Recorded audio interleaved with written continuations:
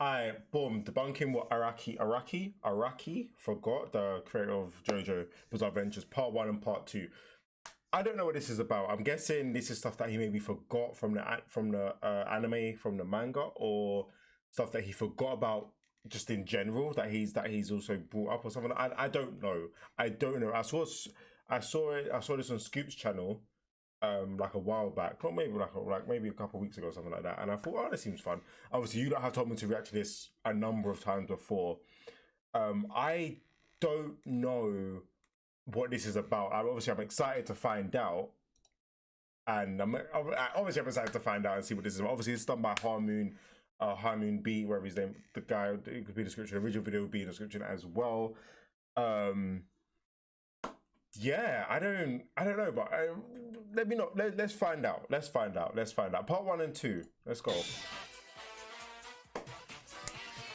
He's got a cool intro song, I can't lie. But yeah. Welcome to the first part of my new series where I will be debunking Araki Forgot. Okay. I have collected a large number of these from people online, and some seem so absurd to me that I'll be showing them on screen, just so you know I'm not making these up. I wanted to go part by part for this series, but it isn't exactly possible for part 1. Lots of people bring up things from part 1, but they are really about things introduced in later parts, so I'll be focusing on the first 2 parts in this video. Feel free to leave whatever you want to see later in the comments, so I can cover whatever I miss at a later time. Okay. In part 1, Will Zopelli demonstrates Hamon by punching a frog, leaving the frog unharmed and destroying the rock underneath. Many people point out that this is seemingly contradicted by Caesar in part 2, who says that Hamon has no effect on stone.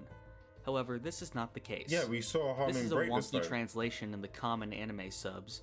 In the manga translation, you can see that Caesar is specifically talking about the Pillar Men themselves. Hamon will be unable to kill them as long as they are stone. In part 1, Will was using the frog as a conduit to transfer the force of his punch to break the rock. While Caesar could definitely break the stone, it would have little effect. This is supported by the fate of the frog is unable to kill them as long as they are stone. In part 1, Will was using the frog as a conduit to transfer the force of his punch to break the rock. While Caesar could definitely break the stone, it would have little effect. This is supported by the fate of Santana, who is still alive despite being broken apart in his stone form. Caesar himself also witnessed that the Pillar Men will absorb whoever touches them while they're made out of rock. Yeah. Another property of Hamon people seem to think Araki forgot is the healing. In part 1, Will meets a man who uses Hamon to heal people. He also uses Hamon to heal Jonathan's broken arm. For some reason, people keep saying this is forgotten, when really it has no other opportunities to be used. Do people think that they could have healed Caesar or Loggins? Yeah, that couldn't have happened. Do people think Hamon could just bring people back from the dead? Yeah. I fail to see the logic in because you know what it is? Caesar was crushed. Like, there's no way you're bringing back Caesar's crushed bones from the dead. Like, there's just no way that's happening. Where else in part 1 could you have used it? Because I don't really think you could have. I mean, I'm thinking about on the ship on with Jonathan's last battle with Dio. Could he have used? And what I'm thinking is, can you use Hamon to heal yourself, or is Hamon able to only heal you if someone else is healing you? Does that make sense? Because when you see that stand battle in part 3 stands, they can't really, and some in part 4 as well. Part 3 and part 4 stands, you can't really use the stand ability yourself. Can you use Hamon on yourself to heal yourself? Because obviously I'm thinking when Dio pierced when Dio pierced Jonathan with his eye laser stuff, could he have healed himself? Honestly, I don't think he could, but I'm just trying to like analyze and overthink to see if he could. Obviously, yeah. Anyway, sorry, let me carry on. This is exciting. Oh, let's go. In part 1, Dyer manages to spit a Hamon-infused rose the at only Dio thing he while literally he has just done. a severed head. Some people ask how he is able to use Hamon, which is based on breathing, while he has no lungs. Why did I never think of this? Of course, he's got no lungs. He's just a head. How is he breathing in oxygen into his lungs that are not there to then now fuse Hamon into the rose to go shoot it at Dio's eye? That doesn't make any sense. Okay. This is a misconception, as you do not need to be breathing at all times to have Hamon stored in your body. For example, Jonathan was still able to use Hamon underwater after getting a quick breath of air. Hamon is created by blood flow, and blood still flows in your body even when you're not breathing. Dyer had his body frozen, which halted his blood flow. But His head was still not frozen, so he was able to use the small amount of Hamon he had left to infuse the rose. An extremely minor moment in part 1 is when Speedwagon uses his body heat to try and help Sapelli's frostbite. For whatever reason, people think this is a supernatural ability, despite him explaining that he learned it while traveling the world. Yeah, but one of the strangest things I've seen is I'm sorry, but even if I'm being realistic, but even if you say you learned about traveling, I would still class that as like a super ability, because if it's not Harmoon and it's not something else, like how could you make your body so hot that you could heal someone's frozen arm? Like, I know it's anime and stuff, but if we're talking realistically, that just doesn't happen. Do you know what I'm saying? Like, it's not something. That's not something that can just be like that. Even if you learn it, I would still class that as a supernatural technique, because there's no way your body just become that hot naturally to then unfreeze someone's arm. Do you know what I mean? That I don't know. I was trying to say that again. Extremely minor moment in part 1 is when Speedwagon uses his body heat to try and help Sapelli's frostbite. For whatever reason, people think this is a supernatural ability, despite him explaining that he learned it while traveling the world. Oh, I see. Okay, I thought it was still frozen. It was just a frostbite. So I'm guessing. But if I'm still trying to deep it. At the same time, I don't feel like you could just put someone's hand on their body and it would just get heated up like that. Like, I still think there's some sort of. I personally still think there's some sort of harmony that he was using for it to work like that. That's what I think. One of the strangest things I've seen is a group of people who say Araki forgot about George Joestar's ring. George looked at it as he was dying, which makes the police officer bring up the story of George letting Dario go free. Over 100 he gave people it to apparently what's his think name? This was meant to come back in some way after George gives Jonathan the ring. The ring is really just there for Jonathan to remember his father by when he looks at it reminiscing during and the fight stuff. with Dio. Yeah, literally. But apparently that isn't good enough. George actually only tells Jonathan to take it in the anime, so maybe people just assumed a larger emphasis was being placed on it. I don't think that was the case. I really don't get why some people are so particular about this small detail.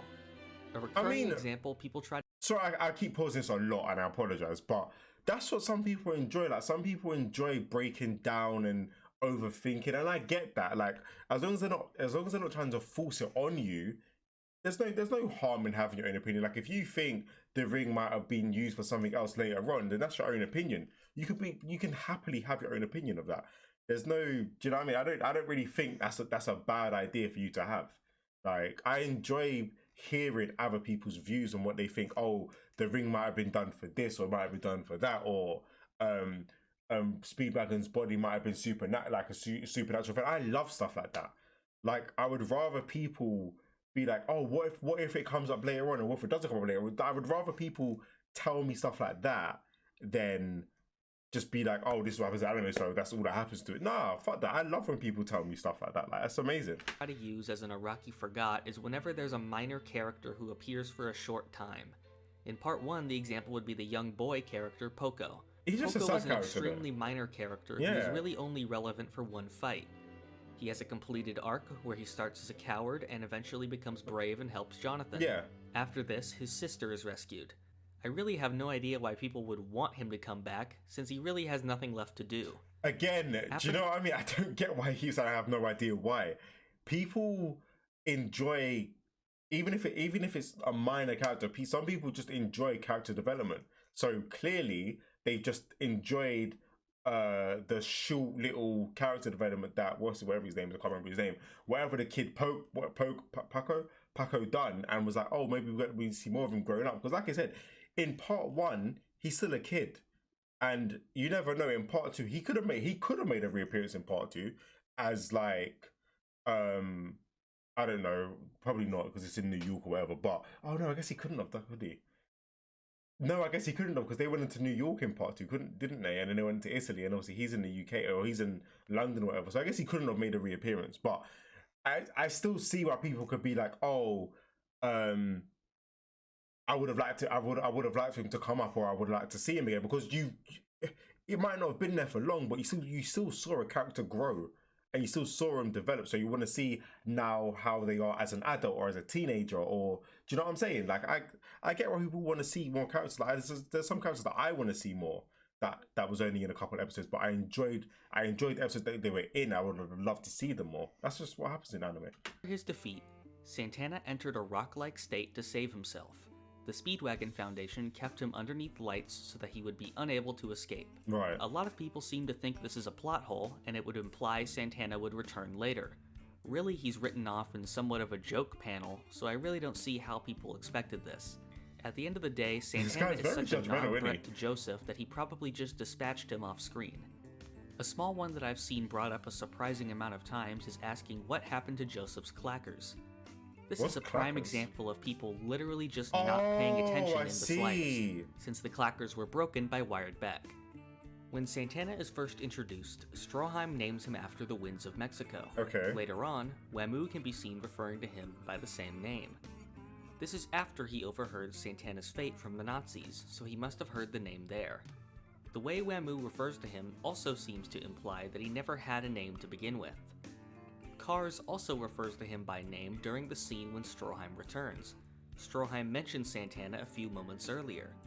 Cars would obviously know who Stroheim is talking about since he's the only other Pillarman, and would refer to him as Santana since that is the only name Joseph and Stroheim know him by. Yeah, that's fair enough. Another annoying thing people bring up is the motivation of Straizo. After growing old, he became jealous of Dio's immortality and decided to betray Speedwagon and steal the mask. People say that this conflicts with his previous actions, when he trained Lisa Lisa and gave her the Red Stone. Straizo was the one to raise Lisa Lisa, and taught her Hamon since childhood. I understand Lisa that. Lisa even has a line where she laments that Straizo eventually lost his mind, which clearly occurred after he had begun to age. Obviously, Straizo would not be concerned about his aging until the signs started the show, and he didn't finally go over the edge until he learned that there were multiple stone masks.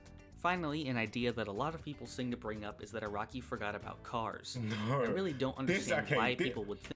Before I get into this bit, I understand, like, the guy's out in space. There's no way of him ever coming back. The guy's literally floating in the never-ending focus camera. In a never-ending of vast space. Like, it's just endless. I don't really think you can bring back someone, and if you did, I think that would probably be poor writing. I'm going to be honest with you. I don't know how you would ever bring him back. Like, I don't know how. But don't get me wrong, like I said to you, I enjoy people imagining or coming up with ways for them to bring back characters or pull back characters in, or what about this and what about that. I love that shit. So yeah, that's my intake on that. But I don't think he forgot about him. I think he's just floating off in space, and I don't think there's any good writing to bring him back. Like, he's done. He's just a dead off character. Think this, since it was made very clear that Cars went insane and stopped thinking during his time in space. And that too. And that was everything I could find for parts 1 and 2. If there's anything else you want covered, leave it in the comments so I may address it in a later video. In the next video, we'll be going over some of the most common misconceptions in JoJo, when I debunk the Araki Forgot in part 3. Okay, cool. Thank you for watching. We'll do that. We'll do that video soon. That was interesting. I mean, a lot of his, like, I agree with what he's saying in some sort. I just think the way he worded it, like, annoying and blah blah blah, is a bit like, all right. But yeah, that was a good video. I enjoy the theories of what people come up with, like with the ring and Speedwagon. I still think his heat is something to do. It's got to be something to do. That's not a natural thing to be able to heat up your body like that. Because if that could happen, then I could do. I don't know how you could learn it. If someone could show me like information of how you can learn to heat up your body like that, then I'll say sorry. But yeah, that was an interesting video. We'll do part 3 because that is quite interesting. I don't know what fucking thumbnail I'm going to use for this one, but yeah, if you guys enjoyed the video, leave a like, subscribe to become a Don today, and I'll catch you dons in a bit.